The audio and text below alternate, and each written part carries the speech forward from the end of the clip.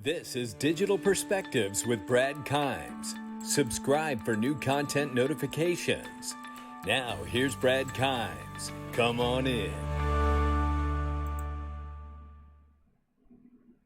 Welcome back to Digital Perspectives, everybody. I'm Brad Kimes. You can follow me on Twitter at BackupBradleyAbove. I have some clips from a panel and a conference, kind of more of a panel, discussing the OCC clarification decision about banks being able to custody digital assets. This is a really great panel. Just some of the people who were on the panel was Akbar from SFOX. We had JP Theiriot from Uphold, and we had Miguel Viez, who was formerly of Ripple. Now, that was an amazing panel last night, and Matthew Lemurl also is a huge investor in the crypto blockchain space. So let's take a look here. This is Karim from Link2, a really great guy and doing really great things over there. And let's hear this first exchange where JP Theiriot talks about, you know, anybody who's in this space really has to consider, you know, what is going on currently in the world, and the fact that the dollar is the global reserve status, and how do regulators see that? How do you see that? And everybody in the world see that? And is it something that will change? And if so, does it change immediate or over time? Listen to this exchange. I mean, these people are so smart. Just check out what he says here.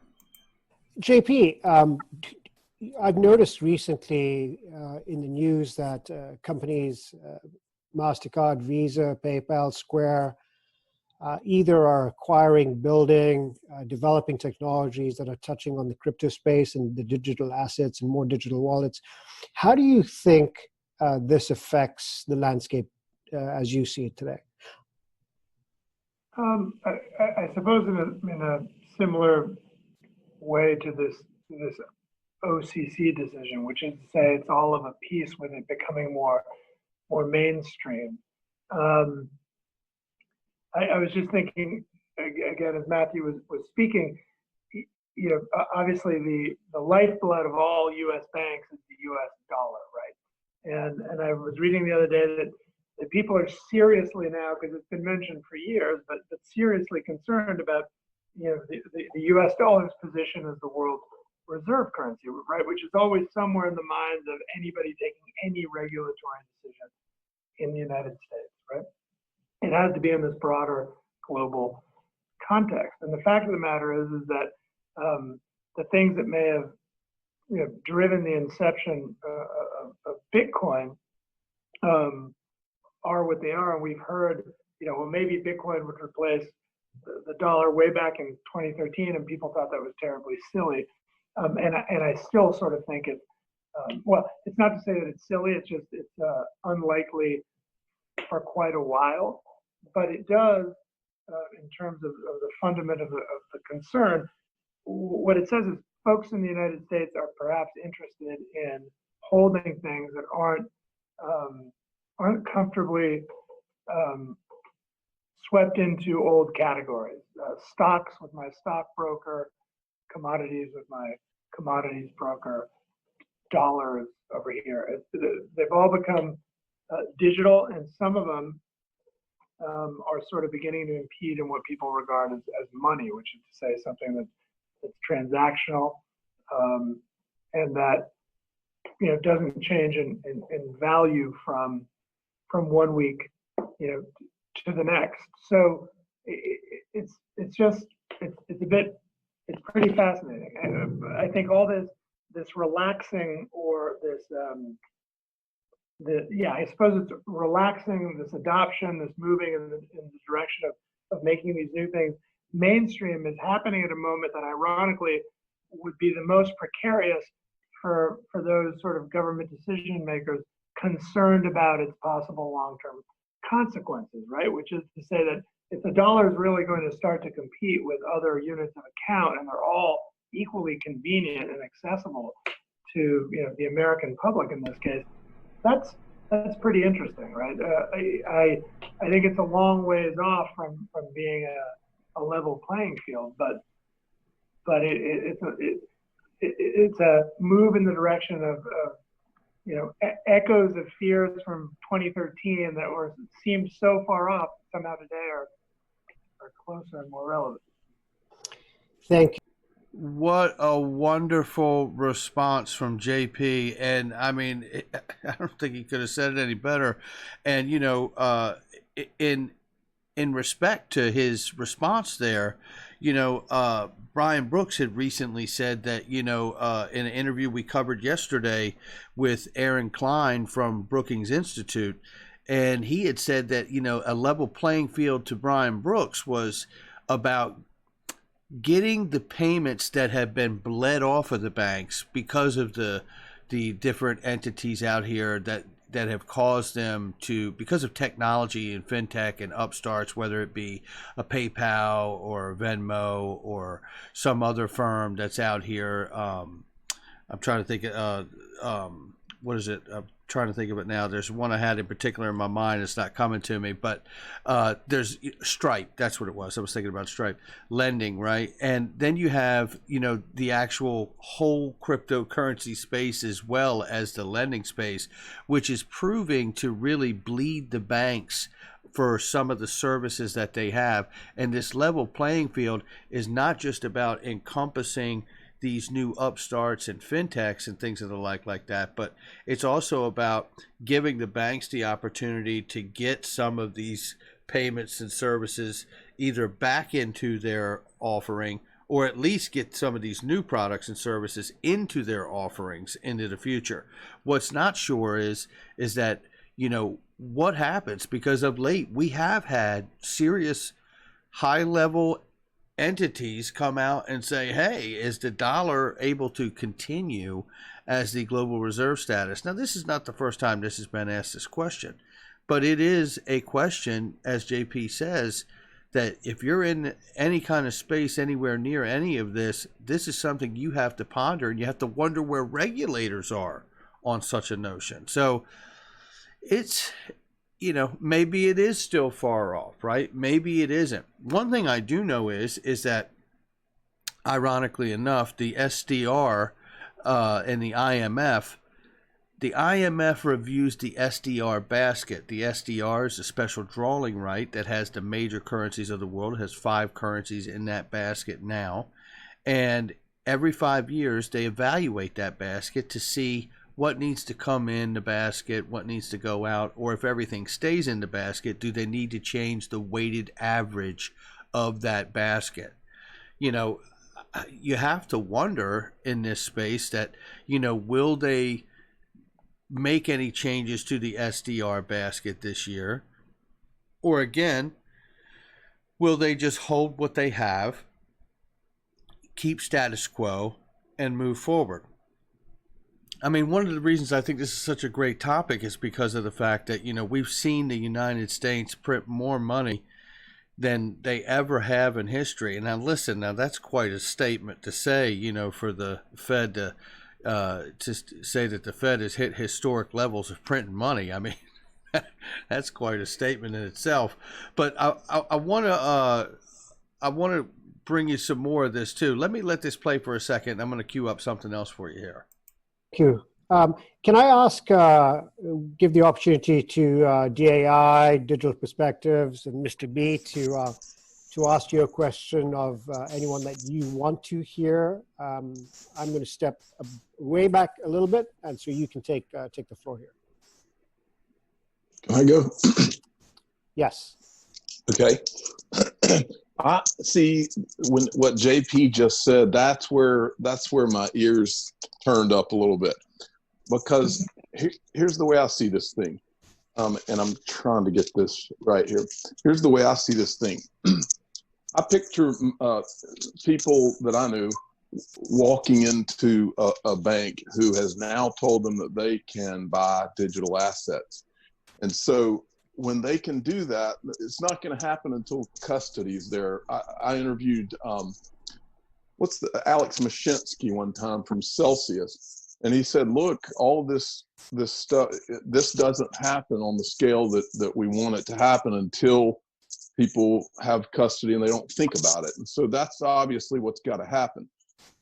But there's another issue. Once you provide custody, and once it's to the point that they can walk into that bank and they can buy Bitcoin or they can buy XRP, all of a sudden the U.S. government has an issue because the dollar, the government wants people in the dollar. If you don't create that digital dollar in such a way that it's in limited amount, things that those things have. When I talked to Greg Kidd, he mentioned not once but twice, he compared XRP. Why would you not own XRP? Because the way the government's printing money, and this guy worked at the Federal Reserve. So the question is this, and JP, I'll ask you, if I'm walking into a bank and I can buy Bitcoin, XRP, some of these digital assets that are in limited amount, and they create a digital dollar that is not in limited amount or not somehow tied to a gold, or why am I going to put my money in the digital dollar? And isn't the government going to have to put some type of an incentive in that to make people want to, or force them to be in a digital dollar? No, for sure. It creates that you know, the old point of Hayek's denationalized currency, and how can governments compete with private sector currencies that don't have, you know, the same baggage, right? You know, the dollar is sitting in a pretty good spot, right? In the sense that the U.S. is still way ahead of any other government insofar as being able to back a currency with, you know, the power of taxation and a million other things. But, you know, it's funny. America, I think, is going to be the last place where that happens. Again, if you're Argentine or you're, you know, Turkish or Brazilian, by the time you're 12, you're already thinking about currency stuff that just never entered the mind of America. Everything starts and ends with the U.S. dollar, right? So the way you've measured your success in the last month has come back to the U.S. dollar. If all of a sudden that's called into question, I mean, that's so profound. I don't think it happens no matter what happens with banks or the OCC. That's just a shift of the mind that'll take a long time, right? That, like, it's what people touch on a little bit when they say, you know, I don't know, gold's gone up. Well, but has it really? Because it hasn't gone up relative to Bitcoin, right? So gold's gone up relative to the stock. The point is how you, from where your perspective, you know, lies, right? So I don't know. The U.S. is awfully good, and again, relative to other governments, to adopt sort of free market principles, and obviously Silicon Valley and Hollywood and a million other things that has led to a lot of prosperity. So, you know, I don't know, maybe there'll be a shift at some point saying, geez, you can't fight this thing, so may as well, yeah, get in front of it. And maybe this is a step in that direction. Right. It's still the U.S. government. You can compete pretty well if you want to. Now listen, that is just amazing. I mean, this is how the conversation went too, by the way. I mean, it was pretty amazing to be able to sit down and have these level talks and discussions about these ideas and topics, quite honestly, that have become, you know, a open conversation. And it's not just, you know, with JP. I mean, the CME group has suggested that the dollar cannot maintain its global reserve status, and maybe even a gold-backed digital asset is necessary. We've even heard as recent as, what was the other entity coming out? Oh, Goldman Sachs was saying things on Twitter the other day, and an article they put out that was suggesting that the dollar is having extreme trouble and there's a confidence that could be lost. You know, one of the most important things to understand about this is none of us know. It could be far off, it could be closer, it could not happen at all, right? But the reality here is that it does come down to an intangible, and that intangible is confidence. And any market, any currency in the world, if confidence is lost, game over. And you don't want to have the rest of the world tell you that that game is over. You want to make a proactive decision about whatever it is that's going to happen with the dollar. So, or anything for that matter. You don't want to be dictated to. I do know that much, because at the end of the day, no one knows where the imaginary line in the sand is for confidence on the dollar and the global reserve status, but everyone's talking about it. Where is that line? Are we close to it? I mean, we're setting historical levels of printing money. We've caused over the years massive pressure on the other currencies of the world. It's quite a notion, as JP said, to try to imagine, the dollar not being the global reserve status. But then again, what if the dollar were to be, moved into a digital dollar format, and then like Judy Shelton's ideas that she has about backing it with a gold bond market, a brand new gold bond instrument, and doing that to the major currencies of the world, and bringing that confidence back to the dollar.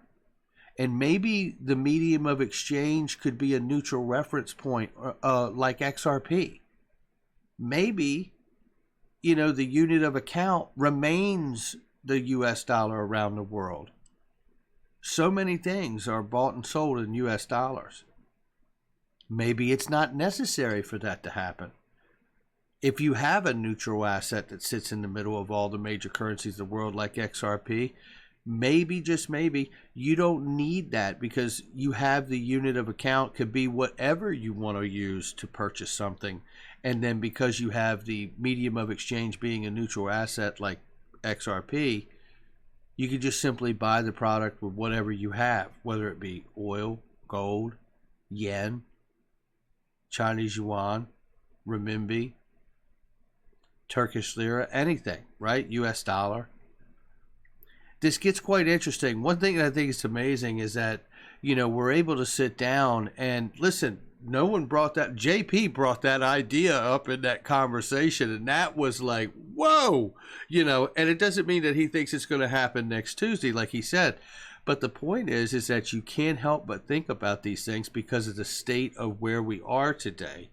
And that involves looking at the whole globe and the whole global economy, and the fact that the whole world has been absolutely affected, not only by a liquidity crisis that was here before an actual pandemic. So that's where we're at with that. Look, there's a lot more stuff that I'm going to put out today. This is just one, and I wanted to kind of keep this one all to itself. So there's a lot more great stuff coming out here that I'm going to share with you guys. Head on a swivel. Make sure you hit the like and subscribe. Share with somebody you know, and I'll catch all of you on the next one.